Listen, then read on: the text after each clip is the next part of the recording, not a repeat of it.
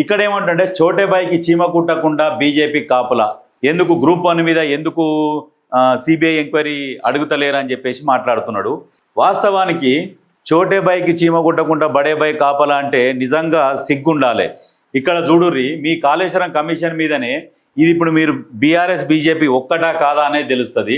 ఇప్పుడు ఇక్కడ చూడండి, కాళేశ్వరం కమిషన్ మీద సిబిఐ నో రెస్పాన్స్, ప్రాజెక్ట్ అక్రమాలపై విచారణ జరపాలని కోరిన రాష్ట్ర ప్రభుత్వము ఈ నెల 1న జీవో నోటిఫికేషన్ జారీ, అన్ని రకాల డాక్యుమెంట్లు రిపోర్ట్లు కూడా అందజేసిరు. కానీ ఇప్పటి వరకు నోటిఫికేషన్ ఇవ్వని కేంద్రం.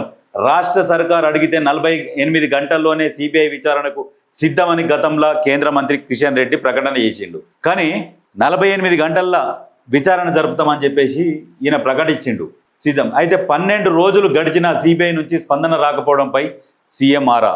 అంటే ఇప్పుడు అర్థం చేసుకోర్రి, ఇప్పుడు ఎవరిని మేనేజ్ చేస్తురు, ఎవరు చోటేబాయి ఎవరు బడేబాయి ఇప్పుడు క్లియర్గా అర్థమవుతుంది కదా.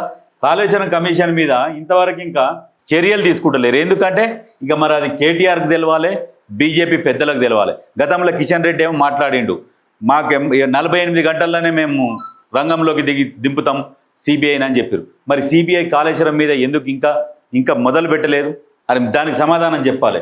ఏంటంటే ఎంతసేపటికి ఏదో ఒక ఆరోపణలు చేయాలి.